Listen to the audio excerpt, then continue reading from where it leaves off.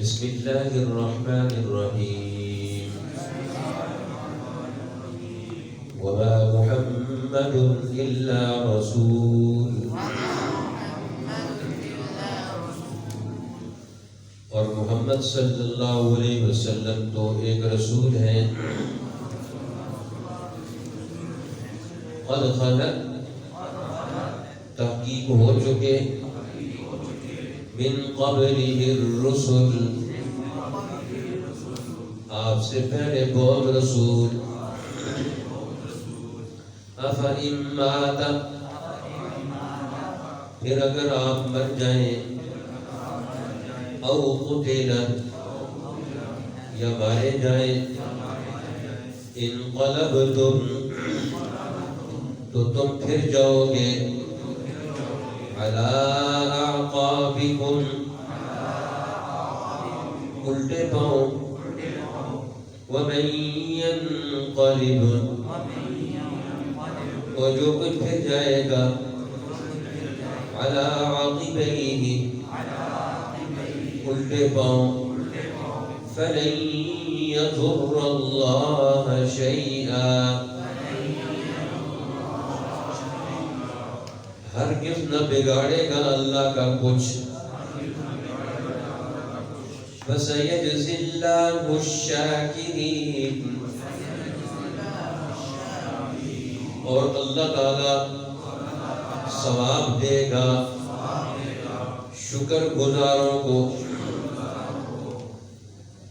وَمَا كَانَ لِنَفْسٍ، اور نہیں ہے کسی جی کے لیے، ان تموت، کہ مر جائے، الا باذن اللہ، بغیر اللہ کے حکم کے، کتابا مؤجلا، لکھا ہوا ہے ایک وقت مقرر۔ ومن یرد، اور جو کوئی چاہے گا، ثواب الدنیا، دنیا کا بدلہ، نؤتیہ منہا، ہم دیں گے اس کو اس میں سے، دنیا میں ہی کچھ۔ ومن یرد، اور جو کوئی چاہے گا، ثواب الآخرۃ، بدلہ آخرت کا، نؤتیہ منہا، اس میں سے دیں گے ہم اس کو۔ وسنجزی الشاکرین، اور ہم ثواب دیں گے احسان ماننے والوں کو۔ صدق اللہ العظیم۔ اللہ تعالیٰ نے سورہ آل عمران کے اس چوتھے پارے کے حصے میں تفصیل کے ساتھ مسلمانوں کو غزوہ احد میں جو احوال پیش آئے، جو حالات سے گزرنا پڑا، اس میں جو رسول اللہ کی رہنمائی اور اللہ کا حکم تھا، اس کو واضح کر کے قیامت تک کے آنے والے مسلمانوں کو مشکل ترین حالات میں، شکست سے دوچار ہونے والے ماحول میں اپنے آپ کو اور اپنے دین کو بچانا اور قائم رکھنا، اس کا ایک پورا طریقہ کار سمجھایا ہے، اور ان حالات سے ہمیں توجہ دلائی ہے کہ ہم کبھی خرابی کا، مایوسی کا، پریشانی کا شکار نہ ہو۔ یہ دنیا کے حالات، یہ انسانوں پر مختلف اعتبار سے طاری ہوتے رہتے ہیں، اور کبھی کبھی تو مشکل ترین حالات سے بھی انسان کو گزرنا پڑتا ہے، اور مسلمانوں کے لیے سب سے مشکل ترین حال جو آ سکتا تھا دنیا میں، قرآن نے اسی کو یہاں پیش کیا، اور وہی حال غزوہ احد میں پیش آنے کو وہ تھا، اور اسی کو مشہور کیا گیا کہ غزوہ احد میں نبی اکرم صلی اللہ علیہ وسلم نے جب میدان احد میں جنگ کا نقشہ تیار کروایا، جس کا تذکرہ پہلے گزر چکا ہے کہ اللہ کے پیغمبر میدان جنگ میں لوگوں کی ڈیوٹیاں لگا کر پورا نقشہ تیار کر کے ذمہ داریاں سونپ کر کہ ہم نے اس میدان میں کیسے قدم جمانے ہیں اور دشمن کا کیسے مقابلہ کرنا ہے، ہمارا پلان اور ہماری منصوبہ بندی کیا ہے، وہ اپنے ذہن میں رکھ کر سب کی ڈیوٹیاں لگائیں اور پھر میدان جنگ کا پورا نقشہ تیار کر کے کامیابیوں کا اصول ذہن میں رکھ کر اور عرب کے اس دھرتی اور جغرافیے کے نوعیتوں کو بھی ذہن میں رکھ کر دونوں جماعتوں کی حیثیت اور پوزیشن بھی ذہن میں رکھ کر رسول اللہ صلی اللہ علیہ وسلم نے جنگ کے میدان میں اپنی ٹیم کو اتارا اور احد کے میدان میں جو درہ تھا، اب آپ نے پیٹھ کے پیچھے اپنے احد پہاڑ کو رکھا کہ دشمن ادھر سے آئے گا اور سامنے سے آپ احد کے پہاڑ کے پیچھے سے آپ ہوں گے، دشمن کو سامنے سے رکھ کر جنگ لڑیں گے، اور احد پہاڑ کی دوسری طرف سامنے جبل الرماد، آج اسے جبل الرماد کہا جاتا ہے، ایک چھوٹا سا ٹیلا تھا تو وہ اونچا، اب وہ چھوٹا رہ گیا، ابھی بھی اتنا چھوٹا نہیں۔ جو عمرے پر جاتے ہیں وہ دیکھتے ہیں احد پہاڑ کے دامن میں جہاں شہدائے احد کی قبریں ہیں، پیچھے احد پہاڑ ہے اور درمیان میں میدان ہے، اور اس کی ایک سائڈ پر یہ جبل الرماد ہے، جو رماد کہتے ہیں تیر اندازوں کا پہاڑ۔ رسول اللہ نے 50 لوگوں کی ٹیم عبداللہ ابن جبیر کی امیری میں سپہ سالاری میں مقرر کر کے ان کو حکم دیا کہ تم نے اس ٹیلے سے نیچے نہیں اترنا، چاہے کچھ بھی ہو جائے، فتح ہو یا شکست، تم نے یہاں سے نیچے نہیں اترنا۔ لیکن اللہ کا امتحان بھی سخت ہوتا ہے۔ اب یہ ٹیم اوپر تھی، رسول اللہ صلی اللہ علیہ وسلم اور آپ کی جماعت نے جب یہ مکہ کے لشکر کا مقابلہ کیا تو پہلے ہی حملے میں ان کی ساری قوتوں کو کچل کے رکھ دیا۔ ایسے حملے ہوئے کہ وہ تاب نہ لا سکے مقابلے کی، اور وہاں سے میدان جنگ میں اپنا ساز و سامان چھوڑ کر وہ بھاگ گئے۔ اب یہ بڑا مسلمانوں کے لیے یہ پہلے ہی مرحلے میں فتح کا ایک ایسا نقشہ ان کے ذہن میں آیا۔ اب دشمن بھاگ رہا ہے اور بھاگتے ہوئے ساز و سامان چھوڑ کے جا رہا ہے۔ اب اوپر بیٹھے ہوئے جبل الرماد پر جو 50 تیر انداز تھے، رسول اللہ نے ان کو حکم دیا تھا کہ تم نے نیچے نہیں اترنا، تم نے یہاں رہ کر حفاظت کرنی ہے۔ اب وہ جو یہ فتح ہو گئی، میدان کامیاب ہو گیا، دشمن بھاگ رہا ہے، تو ایسے میں اوپر والی جماعت نے فیصلہ کیا، آپس میں مشورہ کیا کہ اب تو نیچے فتح ہو گئی ہے، رسول اللہ کا مقصد تو اتنا ہی تھا، منشا یہ رسول یہ تھی کہ ہم یہاں جنگ کے دوران یہاں کھڑے رہے، اب جنگ تو ختم ہو گئی، دشمن بھاگ رہا، مال غنیمت اب یہ پیچھے نیچے میدان جنگ کے کام ہے، اب یہاں اوپر اکیلے بیٹھے ہوئے اور فارغ بیٹھے ہوئے، کوئی کام بھی نہیں ہے ہمارا، یہاں دیکھ رہے ہیں اور کوئی کام نہیں ہے ہمارا، ہم بھی نیچے اتر کے اپنی جماعت کے ساتھ مل کر شامل ہو کر دیگر کام کیوں نہ کر لیں۔ تو امیر لشکر نے ان کو یاد دلایا کہ رسول اللہ نے فرمایا تھا تم نے نیچے نہیں اترنا۔ انہوں نے کہا نہیں، اس کا مقصد یہ تھا کہ تم میدان جنگ میں لڑائی کے دوران اوپر رہو، اب لڑائی تو ختم ہو گئی، اب ہم یہاں اوپر فارغ بیٹھے ہوئے، بیکار بیٹھے ہوئے، ہم کیوں یہاں بیٹھے؟ پھر تو نیچے اتر کر کام کرنا چاہیے اور آرام سے نہیں بیٹھنا چاہیے۔ اب ان کی رائے تقسیم ہو گئی، تقریباً 11 آدمی امیر لشکر کے ساتھ تھے، اور اکثریت کی رائے یہ بن گئی کہ اب نیچے اتر کر ہمیں اپنی جماعت کا ساتھ دینا چاہیے، ان کا تعاون کرنا چاہیے۔ انہوں نے بڑا روکا کہ اللہ کے رسول نے یہ ہمیں حکم دیا ہے، لہذا حکم کو پورا کرنا چاہیے، اور یہ میدان جنگ کا اصول بھی ہے کہ آرڈر جو ایک دفعہ فیصلہ کیا جائے، اس فیصلے کو کوئی نیچے والی ٹیم اپنی مرضی سے تبدیل نہیں کر سکتی۔ کمانڈ کا فیصلہ وہ اصل فیصلہ ہوتا ہے۔ اب کمانڈ کا جو فیصلہ تھا اس فیصلے کی تشریح انہوں نے اپنی مرضی سے کر لی کچھ لوگوں نے، اس لیے قیامت تک اسلام نے زندہ رہنا ہے۔ اور آگے مسلمانوں نے، یہ دوسری جنگ تھی، جنگ احد، آگے کئی مارکوں میں انہیں اترنا تھا، اس لیے اللہ تعالیٰ نے دوسری جنگ میں مسلمانوں کو دوسرا نقشہ بھی دکھایا کہ اب تم اگر ایسی غفلت کا اظہار ہو جائے گا تو اللہ تعالیٰ اپنے پیغمبر کی موجودگی میں بھی اگر ڈسپلن ٹوٹ جائے، نظم ٹوٹ جائے، آرڈر اور حکم جنگ کا ٹوٹ جائے تو اس کا نتیجہ ضرور نکلتا ہے۔ اب یہ 11 آدمی اوپر رہے اور یہ مقابلے میں رہے۔ اب پیچھے سے جب دشمن نے دیکھا کہ اب گو تو مکہ کا لشکر جو تھا وہ تو واپس جا رہا تھا شکست کھا کر، پیٹھ پھیر کر، لیکن ان کا ایک خفیہ دستہ خالد بن الولید کی سپہ سالاری میں، جو ابھی مسلمان نہیں ہوئے تھے، حضرت نہیں بنے تھے، رضی اللہ تعالیٰ عنہ نہیں بنے تھے، ان کی چھاپا مار لشکر 200 افراد پر مشتمل ان کی کمانڈ میں تھا کہ جب ضرورت پیش آئے گی تو یہ لشکر کام کرے گا۔ اب اس لشکر نے دیکھا کہ جبل الرمال یہ پیچھے سے خالی ہے اور وہاں لوگ تھوڑے سے،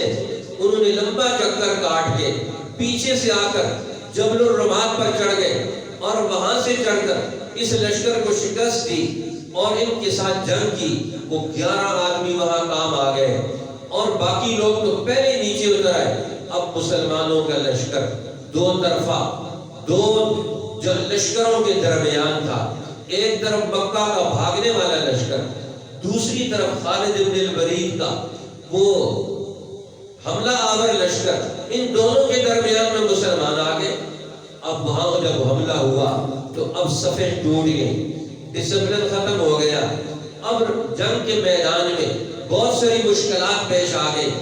اب ابن قبیہ رسول اللہ کو اس نے دیکھ لیا تھا، آپ نے خود پہنا ہوا تھا جنگی لباس، اس نے آپ پر وار کیا، پتھر پھینکا، وہ پتھر آپ کو لگا، سر زخمی ہو گیا۔ اور نیچے کچھ لوگوں نے شرارت کے طور پر، مدینہ کے منافقین نے احد کے میدان میں کھڈے کھوڑے ہوئے تھے، اس ایک گڑھے میں رسول اللہ گر گئے۔ اب جب اللہ کے پیغمبر وہاں گرے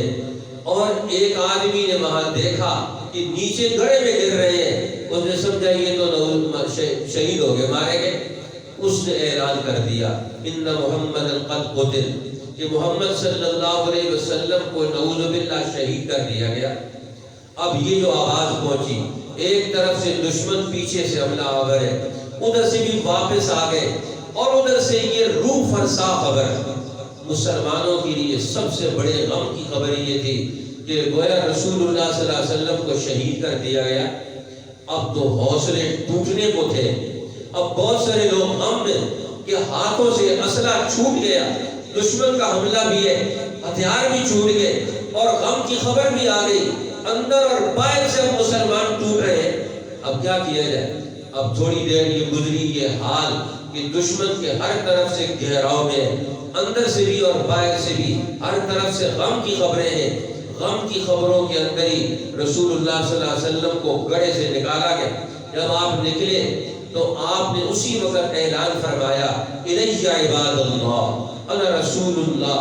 میرے اللہ کے بندو ادھر متوجہ ہو جاؤ میری طرف، میں اللہ کا رسول ہوں۔ اسی غم کی حالت میں زخموں سے چور چور اللہ کے پیغمبر، آپ کو خود کی کڑیاں دانت کے اوپر لگی، دانت بھی ایسے شہید ہو گیا، گہرا زخم چہرہ انور رخسار پہ آیا اور سر پہ بھی آیا۔ اب زخموں کا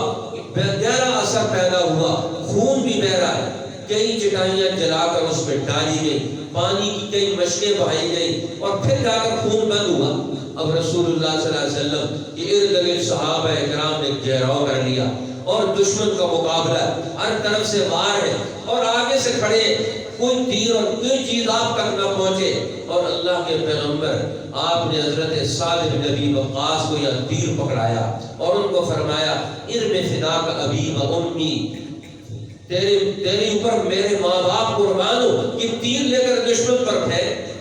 صرف رسول اللہ کا یہ جملہ حضرت سعد بن ابی وقاص کے لیے ہے، ارم فدا کا ابی و امی، تیر پھینک دشمن پر، میرے ماں باپ تیرے اوپر قربان ہو۔ تو اب یہ 35-36 لوگ رسول اللہ کے قریب تھے، اور پھر آتے چلے گئے، اور دوبارہ حضور علیہ السلام نے قوت کو منظم کر کے پھر دشمن پر وار کر کے پھر اپنے آپ کو محفوظ کیا۔ اب ایسے حال میں جب مسلمان گزر رہے تھے تو قرآن حکیم کی آیات نازل ہوئی جو آج ہم نے پڑھی ہے کہ غم کی خبر ہے، دشمن کا گھیراؤ ہے، ہر طرف سے مسلمان مصیبت میں، یہاں تک کہ آپ سب لوگوں کو اپنی جان سے پیارے محمد رسول اللہ کی شہادت کی خبر پہنچی۔ تو جب یہ خبر شیطان نے بھی پھیلائی، ایک حدیث میں آتا ہے پہلے ایک مشرک نے پھیلائی اور پھر شیطان نے اس خبر کو زیادہ پھیلایا تاکہ مسلمانوں کے حوصلے ٹوٹ جائیں۔ لہذا کیسی بھی خبر کیوں نہ آ جائے، جنگ کے میدان میں ہمیں حوصلہ نہیں چھوڑنا، ہمت نہیں ہارنی چاہیے، مقابلے میں قائم رہنا چاہیے، ثابت قدم رہنا چاہیے۔ اس لیے اللہ نے مسلمانوں کو توجہ دلائی، وما محمد الا رسول، محمد صلی اللہ علیہ وسلم تو رسول ہے، دنیا میں رسولوں کا سلسلہ جاری رہا، آخری رسول ہے، قد خلت من قبلہ الرسل، آپ سے پہلے کتنے رسول دنیا سے چلے گئے، گزر گئے، سینکڑوں رسول گزر گئے، ہزاروں نبی گزر گئے، اب دنیا میں آئے تھے اور دنیا سے چلے گئے۔ دنیا میں آنا بھی برحق ہے، دنیا سے جانا بھی برحق ہے۔ یہ نہیں ہو سکتا کہ دنیا میں آئے گا تو ہمیشہ کے لیے کوئی آئے گا، جو آیا ہے وہ یہاں سے جانے کے لیے آیا ہے، کوئی یہاں ٹھہرنے کے لیے نہیں آیا۔ قد خلت من قبلہ الرسل، جتنا بھی پیارا کیوں نہ ہو، جتنا بھی اللہ کو محبوب کیوں نہ ہو، اللہ کے سارے محبوب اور پیارے لوگ بھی دنیا میں آئے، وہ بھی چلے گئے، اللہ کے دشمن بھی آئے، وہ بھی دنیا میں کچھ عرصہ رہے، وہ بھی چلے گئے، رسول بھی چلے گئے۔ تو فرمایا اب مسلمانوں، دنیا میں تم اپنے دین کو پیغمبر کی آمد کے ساتھ، پیغمبر کے دنیا سے جانے کے ساتھ تم دنیا میں دین کو چھوڑ دو گے۔ اب بہت سارے لوگوں کے دل میں خیال آیا جب رسول اللہ ہی شہید ہو گئے تو اب ہم لڑ کر کیا کریں گے، اب تو ہم کیا کریں گے۔ اب یہ کئی قسم کے وسوسوں کا شکار ہو گئے۔ فرمایا دین پر تمہارا اعتماد، قرآن پر اعتماد، اللہ کے تعلق پر اعتماد، یہ تو مضبوط ہونا چاہیے، اس میں تو کوئی کمزوری نہیں آنی چاہیے تھی۔ افَإِن مَاتَ، اگر اللہ کے پیغمبر فوت ہو جائے، او قتل، یا آپ کو مار دیا جائے، شہید کر دیا جائے، انقلبتم علی اعقابکم، تو کیا تم اپنے الٹے پاؤں پھر جاؤ گے، دین کو چھوڑ دو گے؟ اللہ کے پیغمبر تمہیں دین دے کر گئے، اللہ کا تعلق دے کر گئے، اب ایک وقت آئے گا کہ اللہ کے پیغمبر بھی دنیا سے پردہ فرمائیں گے، اب وہ وقت بھی آئے گا کہ اللہ کے پیغمبر پردہ فرمائیں گے، اور میدان جنگ میں بھی اترتے ہیں اللہ کے پیغمبر، شہادت بھی کئی نبیوں کو ملی ہے۔ اب رسول اللہ کو ہو سکتا ہے میدان جنگ میں شہادت پیش آ جائے، تو پھر تم دین کو چھوڑ دو گے، دشمن کے مقابلے سے میدان سے ہٹ جاؤ گے، اور میں یہ تم نے کہاں سے ذہن بنا لی ہو، بھئی انقلب العاقبین،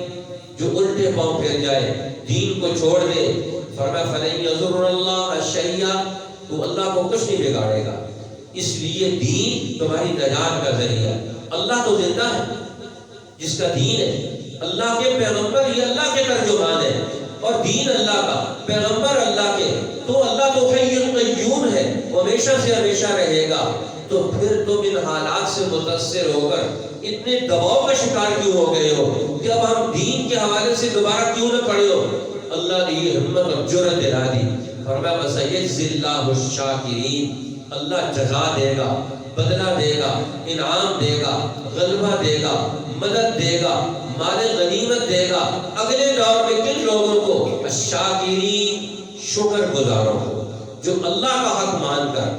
اللہ کی نعمتوں کا حق مان کر، نعمتوں کے شکرانے کے طور پر میدانوں میں کھڑے رہیں گے، پیچھے نہیں جائیں گے۔ یہ جان بھی ایک نعمت ہے، اس نعمت کا حق کیا ہے کہ بزدلی کا شکار نہ ہو، ہمارے دل میں خیال اور وسوسہ بھی نہ آئے، تو اللہ نے مسلمانوں کو میدان جنگ کے احد کے میدان سے یہ اگلا اصول سمجھایا کہ دشمن ہر طرف سے حملہ آور ہو جائے، ہر طرف سے بری خبریں آ رہی ہو، تمہیں اللہ پر اعتماد اس دور میں بھی قائم رکھنا چاہیے، مشکل حالات میں بھی تمہیں مایوس نہیں ہونا چاہیے۔ اللہ مشکل حالات سے بھی نکالتا ہے،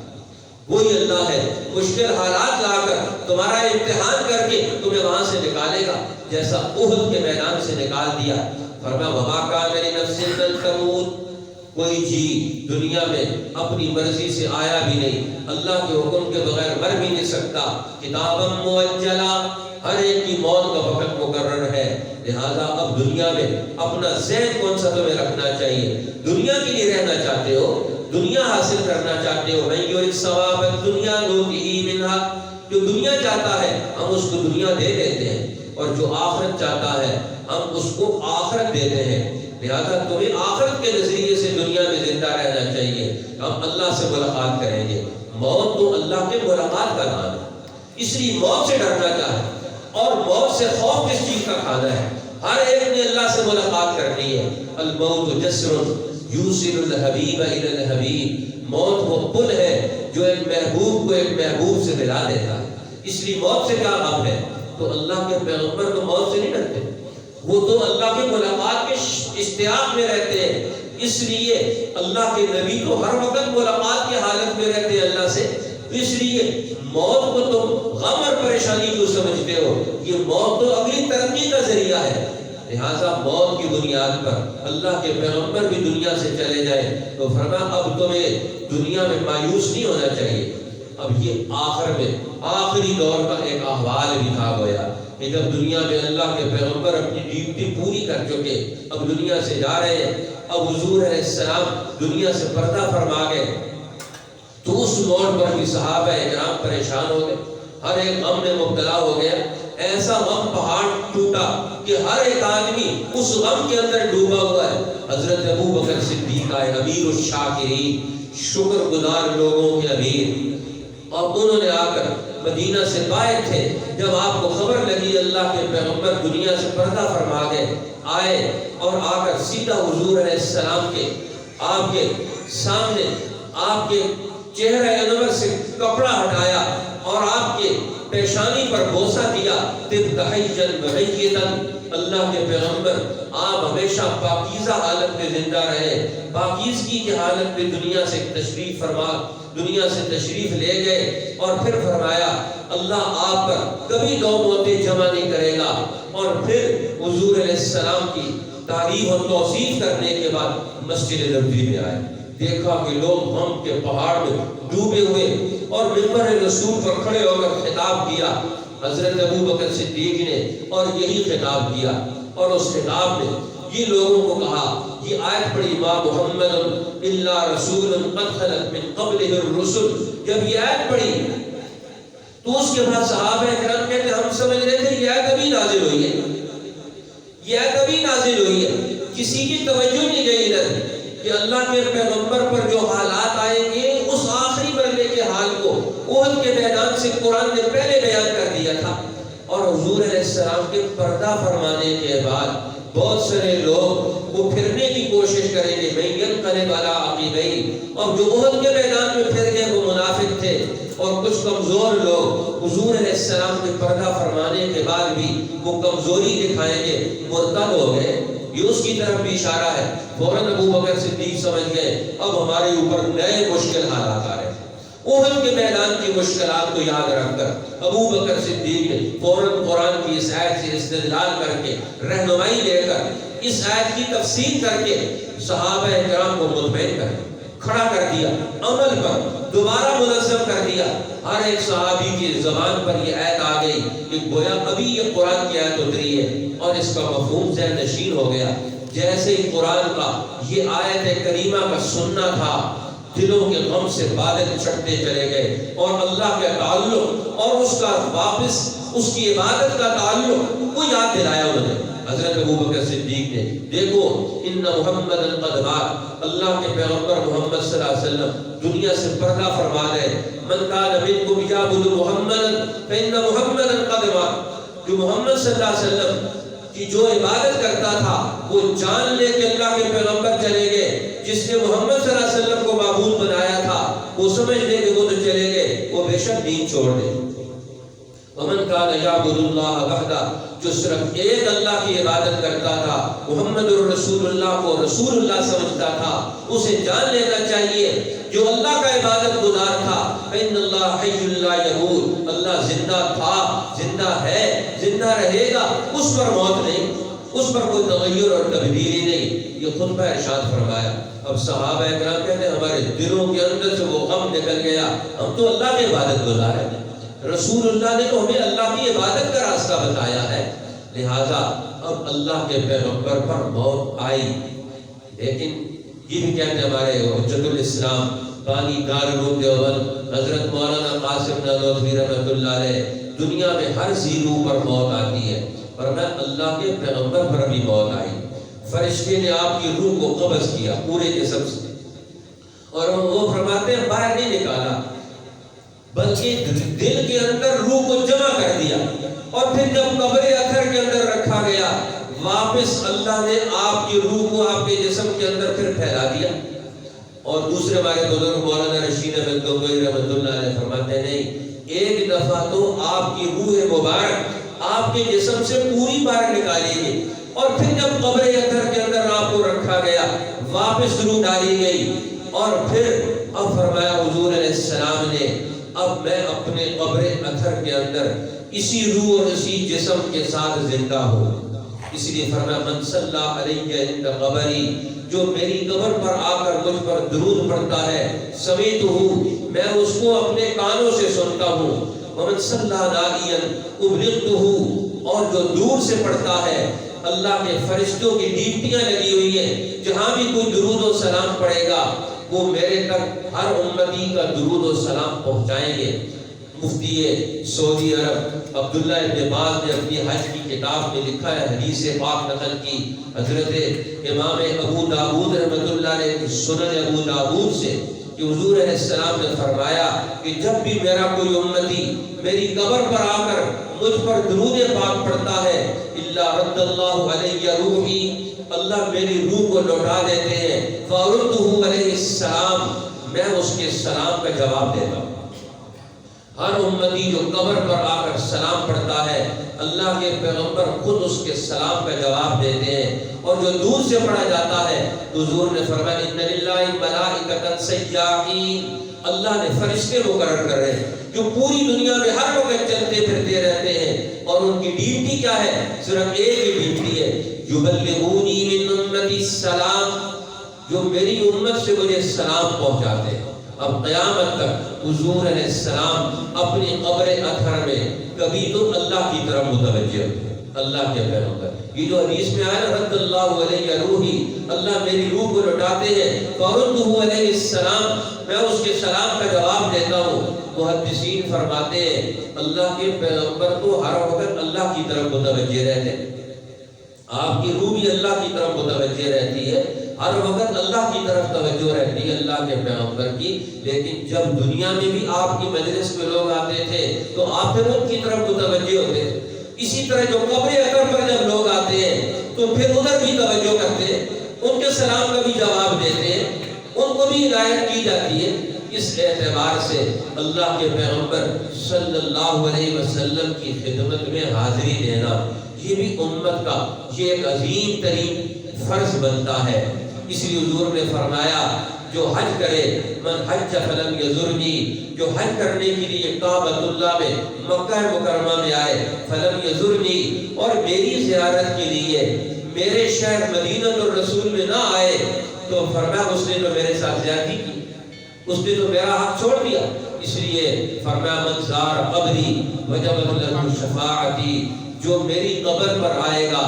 زیارت کے لیے آئے گا، میری ملاقات کے لیے میرے جانے کے بعد آئے گا، فرمایا وجبت له شفاعتی، میری شفاعت اس کے لیے واجب ہو جائے۔ کہتے ہیں حضرت بلال حبشی رضی اللہ تعالیٰ عنہ حضور کے وصال کے بعد پھر ان کو یارہ نہیں تھا کہ مدینہ الرسول میں اذان دیتے تھے، اور حضور علیہ السلام کو اذان دینے کے بعد نماز کے لیے حجرہ اقدس سے بلا کے لے کر آتے تھے۔ نماز کا وقت ہوتا پھر دروازے پہ دستک دیتے اللہ کے پیغمبر نماز کے لیے بلال، حضور علیہ السلام تشریف لاتے، جب اللہ کے پیغمبر پردہ فرما گئے تو حضرت بلال میدان جہاد میں چلے گئے شام کے محاذ پر۔ ایک دن خواب آیا، رسول اللہ صلی اللہ علیہ وسلم نے فرمایا بلال کیا بات ہے، تم نے تو مجھے چھوڑ ہی دیا، اب ملاقات کے لیے بھی نہیں آتے۔ جب خواب آیا تو تڑپ گئے اور فوراً شام سے سفر کا ارادہ کر کے مدینہ الرسول پہنچ جائے۔ اب حضرت ابوبکر صدیق کی خلافت کا دور ہے۔ حضرت بلال حبشی آئے اور آ کر مدینہ طیبہ میں قبر اطہر پر حاضری دی، اور حاضری دے کر اب یہاں لوگوں سے ملے تو وہ بھی رسول اللہ کے خادم تھے، قربانیاں دینے والے۔ اب لوگوں نے کہا بلال آئے ہو تو ذرا آذان بھی تو سناؤ۔ انہوں نے کہا آذان دینے کا ارادہ نہیں، حضور کا چہرہ نہ دیکھوں تو آذان دوں، یہ میرے اندر حوصلہ ہی نہیں۔ اب حضرت ابوبکر صدیق نے بھی کہا، فرمایا آپ نے مجھے آزاد کیا تھا، میرے اوپر بڑا احسان کیا تھا، لیکن آپ اگر یہ احسان جتاتے تو لوگ، فرمایا نہیں احسان نہیں جتاتے، تمہاری مرضی ہے۔ تو لوگ بھی جب کام کرنے پر آ جائے گا تو کام کر سکتے ہیں۔ اب لوگوں نے سوچا یہ تو ہماری بات مانتے نہیں، تو اب کیسے بات مانیں گے؟ تو وہ گئے حضرات حسنین کے پاس، امام حسن اور حسین کے پاس، کہ ہماری بات تو حضرت بلال مانتے نہیں، آپ درخواست پیش کرو آج مدینہ میں آزاد دیں۔ انہوں نے آ کر عرض کی کہ بلال جی چاہتا ہے جس طرح آپ ہمارے نانا کے دور میں آزاد دیتے تھے، آج مسجد نبوی میں پھر آزاد دیں۔ تو کہتے ہیں اب تو درخواست رد نہیں کی جا سکتی، یہ فرمائش رد نہیں کی جا سکتی۔ تو اب پھر حضرت بلال حبشی نے اذان دی، اور جو اذان دی تو لوگوں کے ذہنوں میں وہ پورا نقشہ رسول اللہ کے دور کا، وہ نقشہ ذہنوں میں آ گیا، رسول اللہ کا پورا دور ذہن میں آ گیا۔ لوگ دوڑتے ہوئے مسجد نبوی میں آئے، بچے بھی، عورتیں بھی، بوڑھے بھی۔ اب یہ بھی ایک شوق ہے کہ رسول اللہ کی زیارت ہو۔ تو آج ہمارے لیے راستہ کون سا ہے؟ جو اللہ کے رسول دے کر گئے، وہ رسول کی محبت، وہ دین کی محبت، رسول اللہ کی محبت، یہ قرآن کی محبت ہے، رسول اللہ کی محبت، یہ شریعت کے احکامات کی